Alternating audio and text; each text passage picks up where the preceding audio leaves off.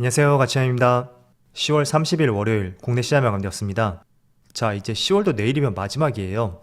이번 달은 정말 시장이 좋지 않았었는데 다행히도 이번 주 월요일에는 그럼에도 불구하고 코스피 코스닥에 빨간불이 들어왔습니다. 오랜만에 한 주의 첫날부터 빨간불이 들어왔다고 생각이 되고요. 코스피는 0.3% 상승이 나왔었고 그리고 코스닥은 모처럼 1% 이상의 상승이 나왔습니다. 그리고 코스피 상위 종목들을 보면 오늘 눈에 띄는 것은 자동차 관련주가 많이 빠졌죠. 현대차가 1.7%, 기아가 2%, 그리고 현대모비스는 3.8% 급락이 나왔고 금융주가 또 한 차례 빠지는 모습이 나왔어요. 반대로 오랜만에 2차전지 관련주에서는 일부 종목들의 빨간불이 들어왔었고 그리고 코스닥도 에코프로 그룹주라든지 또 두산 로보틱스를 중심으로 해서 많은 로봇 관련주들 모처럼 빨간불이 들어오더라고요. 그래서 오늘은 코스닥의 흐름이 전반적으로 좋았던 만큼 크게 낙폭이 나왔던 종목들은 없었던 것 같죠. 그리고 코스피의 수급을 살펴보면 자, 올해 10월부터 보세요. 오늘 코스피의 거래대금을 보면 이번 달 들어 최저 거래대금이 나왔죠. 그리고 다행인지 모르겠지만 외국인의 순매수는 들어오지 않았지만 그동안의 매수폭에 비해서 상당히 매도 강도가 줄어들었고 반대로 기관은 또 소폭의 순매수가 들어오면서 오늘은 낙폭이 크게 나오지 않았던 것 같습니다. 그리고 코스닥도 소폭이지만 기관과 외국인의 동반 순매수가 들어왔고 오늘 거래대금이 4조 6천억이 나왔거든요. 지난 기간 동안에 살펴보더라도 5조 원 밑으로 하회했다 라는 것은 정말로 거래대금이 많이 줄었다는 것을 나타내는 수치인 것 같아요. 그리고 삼성전자는 오늘도 외국인의 순매도가 이어지고 있고 기관만 나홀로 순매수가 들어왔었네요. 반대로 하이닉스는 모처럼 기관과 외국인의 동반 순매수가 들어왔습니다. 그리고는 생각보다 많은 하락이 나왔었던 자동차 관련주들, 현대차는 많은 외국인의 순매도가 나왔었고요. 기아도 마찬가지로 외국인의 많은 순매도가 나왔습니다. 그리고 모처럼 로봇 관련주가 강세름이 나왔었죠. 두산 로보틱스는 상장 이후 처음으로 외국인의 많은 순매수가 들어왔었네요. 그럼 이어서 주체별 매매 동향에 대해서 살펴보도록 하겠습니다.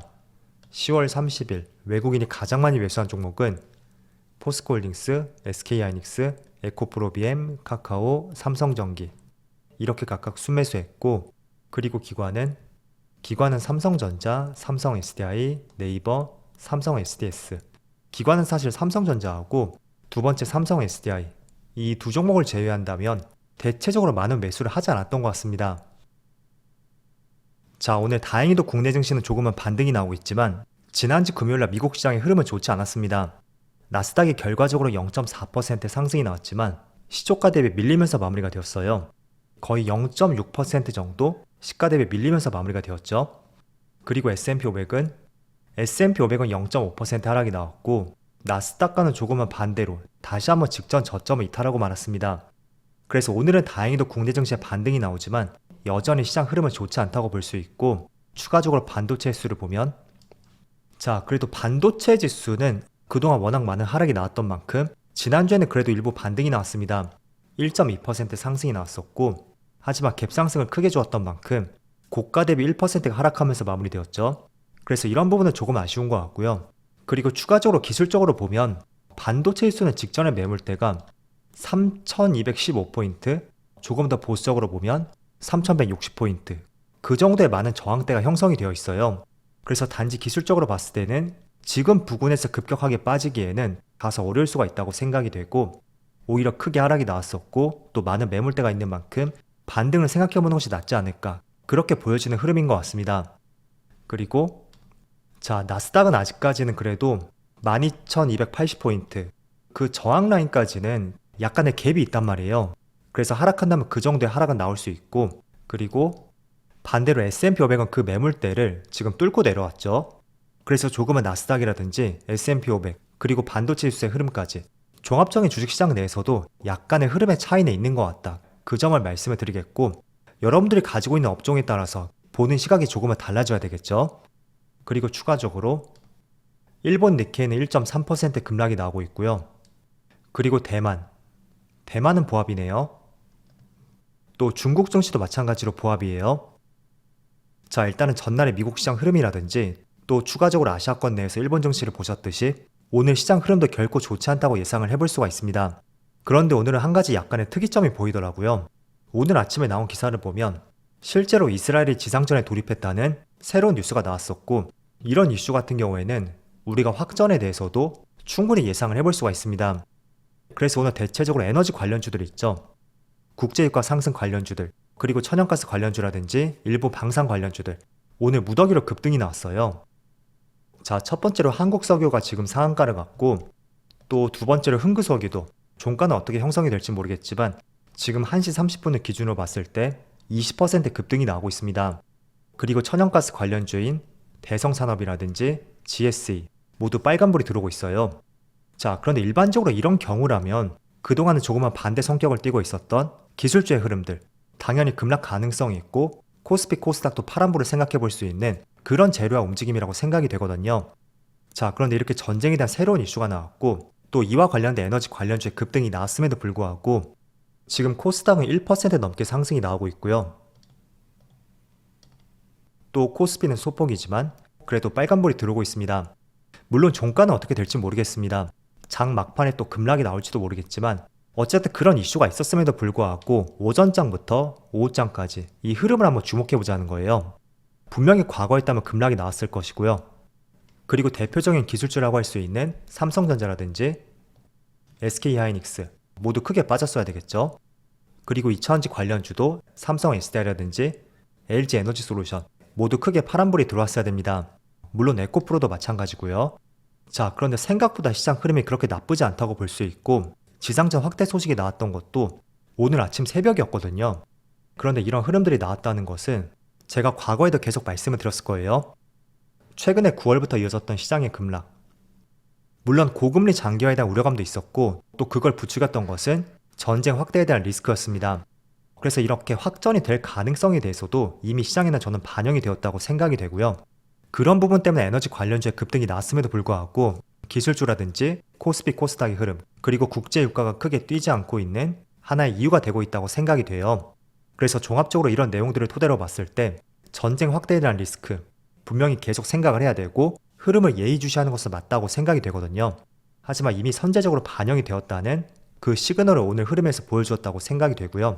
때문에 이제는 그런 에너지 관련주보다는 오늘처럼 기술주 흐름이 무너지지 않고 저점, 바닥권을 다져 나갈 수 있는지 그런 부분을 주목해 보면서 시장이 변곡점을 찾아볼 수 있는 시점이 돼야 되지 않을까, 그렇게 말씀을 드리고 싶습니다.